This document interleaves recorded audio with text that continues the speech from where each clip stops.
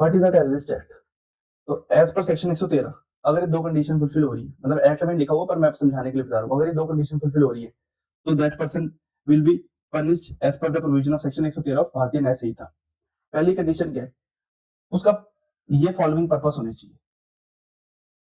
या तो देश की यूनिटी या इंटीग्रिटी या सोवरेनिटी या सिक्योरिटी या इकोनॉमिक सिक्योरिटी को खतरे में लाना, या फिर लोगों के मन में दहशत पैदा करना। तो पहली कंडीशन तो है कि उसका पर्पस है देश की यूनिटी, इंटीग्रिटी, सोवरेनिटी, सिक्योरिटी या इकोनॉमिक सिक्योरिटी को खतरे में लाना या लोगों के मन में दहशत पैदा करना। पहली कंडीशन ये है। और पहली कंडीशन क्या है कि ये उसके पर्पस होने चाहिए, इनमें से कोई एक।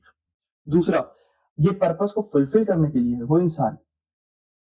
क्या कर रहा है,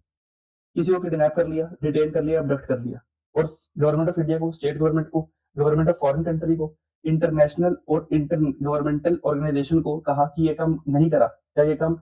करा तो इस बंदे को हम मार देंगे जान से। जैसे मूवीज में होता है, प्लेन हाईजैक कर लिया और कह रहे हैं फोन करके कि अगर तुमने ये काम नहीं करा, हमारे साथी को जेल से नहीं छोड़ा,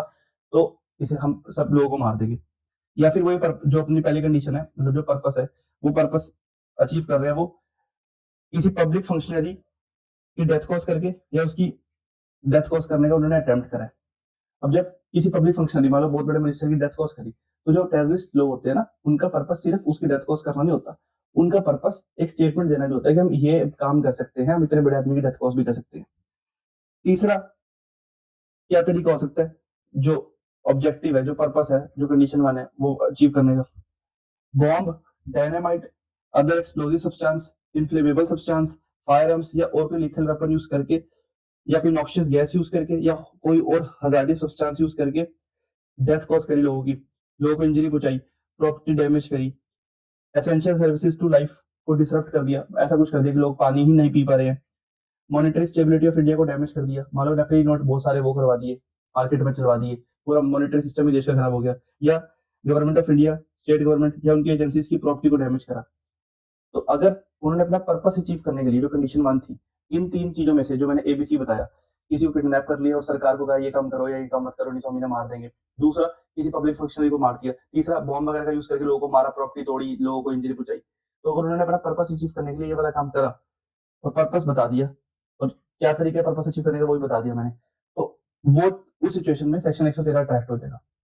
सजा कितनी है, अगर टेररिस्ट एक्ट करते हो डेथ कॉज कर दी, सजा है उम्र कैद या फांसी की। अगर डेथ कॉज नहीं करी, कुछ और करा पर करा टेररिस्ट एक्ट था पर डेथ कॉज नहीं करी किसी की, तो सजा कितनी है, मिनिमम 5 साल, मैक्सिमम उम्र कैद। अगर कॉन्स्पिरेसी करी, अटेम्प्ट करा, अबेटमेंट करी, इंसाइट करा या एडवाइस करी किसी को टेररिस्ट एक्ट करने के लिए, तो मिनिमम 5 साल सजा, मैक्सिमम उम्र कैद। अगर कोई कैंप ऑर्गेनाइज करा ताकि टेररिस्ट लोगों को तुम ट्रेनिंग दे सको, तो 5 साल सजा, मिनिमम, मैक्सिमम उम्र कैद। अगर एक ऐसी ऑर्गेनाइजेशन का कोई बंदा मेंबर है जो टेररिस्ट एक्ट में इन्वॉल्व है, तो सजा कितनी है, उम्र कैद। अगर तुम्हें पता है कि ये बंदा टेररिस्ट एक्ट में इन्वॉल्व है और तुमने उसे शरण दी, हार्बर,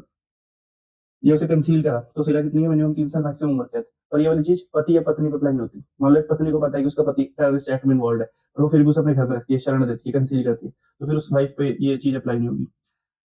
अगर पता है कि ये जो प्रॉपर्टी है ये टेररिस्ट एक्ट के थ्रू आई है, पता है कि टेररिस्ट ने अपनी टेररिस्ट एक्टिविटी करी थी और उन्होंने टेररिस्ट एक्टिविटी करके प्रॉपर्टी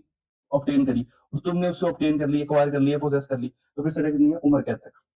अब सबसे इंपॉर्टेंट चीज इस सेक्शन की है कि मिनिमम सुपरिटेंडेंट ऑफ पुलिस जो होंगे वो इस सेक्शन के अंदर केस रजिस्टर करेंगे, मतलब बेसिकली वो डिसाइड करेंगे, सॉरी, वो डिसाइड करेंगे कि इस सेक्शन के अंदर केस रजिस्टर करना है या फिर अनलॉफुल एक्टिविटीज प्रिवेंशन एक्ट 1967 के अंदर केस रजिस्टर करना है। क्योंकि ये कोई छोटा मोटा सेक्शन नहीं है, ये सबसे, अब जो मेरे हिसाब से बीएनएस का सबसे हीनियस ऑफेंस यही है,